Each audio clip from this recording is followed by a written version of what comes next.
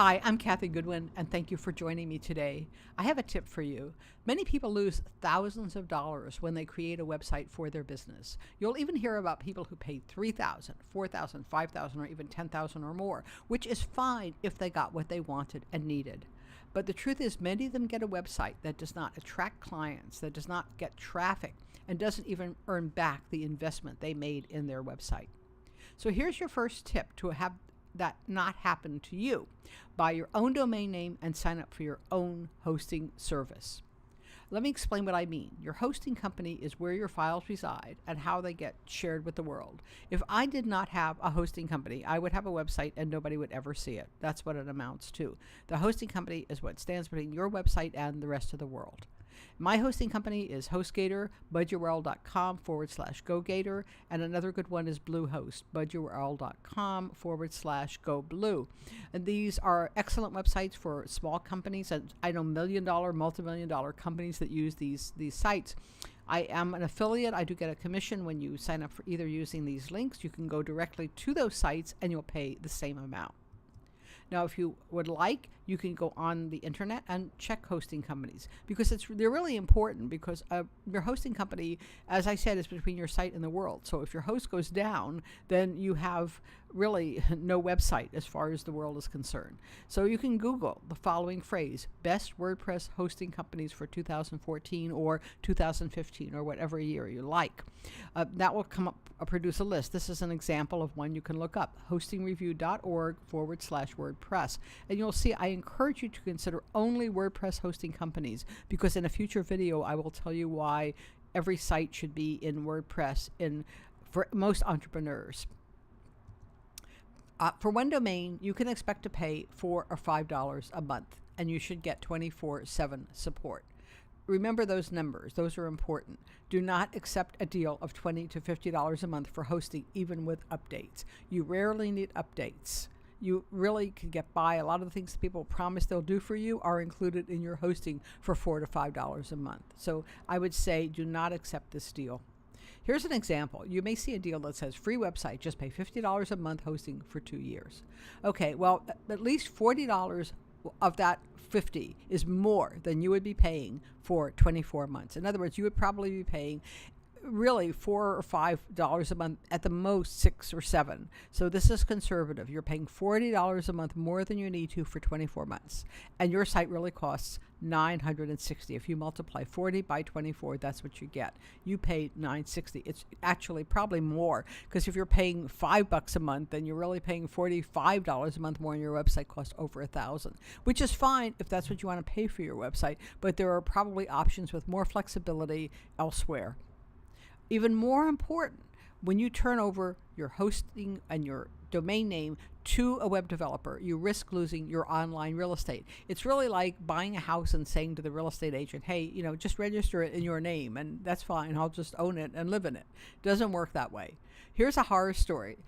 One of my clients is a finance person, very, very expert in his area of expertise and his area of specialty. He didn't know anything about websites when he signed up for his first website. So his developer bought the domain name and bought the web host. He was then deciding after a couple of years he wanted to start over and get a new website. So he called me, and it turned out he did not know who owned his domain name. He did not know where his site was hosted. We spent hours tracking that information down. He did have at least his website registered in his own name, which is something that most people don't. I think we had his domain name in his own name, and I think his hosting luckily was also. Otherwise, we would never have been able to get it back. Once something is in someone else's name, you can't get it. For instance, this happened to another client of mine. She totally lost her domain name. I was doing her website makeover, and she said, well, I really wanted my old domain name. I never really liked the version I'm using. I'm using a .net, and I owned the .com. And I said, well, let's track it down. And she had no idea where it was because she had hired a website developer. The developer had done an okay job and then gone out of business and disappeared.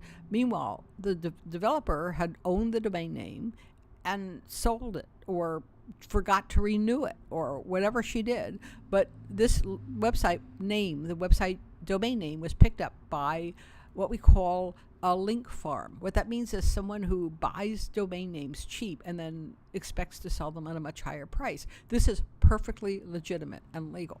But he bought her domain name and it was sitting there, and he wanted $900 for her to get it back. And I emailed and explained that she had really been a victim of a cruel developer, and he agreed to cut back the price. But she paid $200 or $300 just to get back her own domain name, which was money she should not have had to pay. She wanted it enough that she was willing to pay for that. But these are reasons why you never want to lose control. Everything is in your name, your own.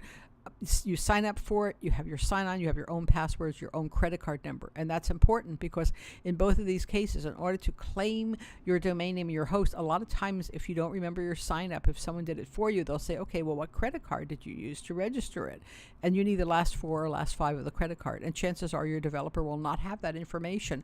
And if they did have it, if they're out of business, you're out of luck. How much time is it going to take to register a domain name and host? Well, I would say 15 minutes. What you do is you get on the phone and first you call GoDaddy and you say, I want to register a domain name, and they will do it. Don't get any extras. Just take the bare minimum domain name. Don't ask for privacy protection. Don't get anything. Just get the bare minimum. Don't let them sell you anything else. And then they will walk you through it. And then you go call HostGator or Bluehost or one of those and say, hi, I've got a domain name. I want to get hosting for it. And they'll walk you through. They won't charge you for this. You don't have to pay to help someone help you do this. They will do it for you. And you will need the domain name first. You need the domain name to register your host because your host works with your domain name. Don't worry about the technical part. Just remember domain name first, host second. So if you want to learn more tips, sign up for the series, budgeturl.com/next website. I'm going to have a series of tips to help you decide what to do when you're ready to upgrade your website, or change your website, modify your website, or maybe just start your very first website. We can save you a ton of money, a lot of time, a lot of hassle, and most important, peace of mind and profitability. Thanks for joining me today. I look forward to seeing you on a future video.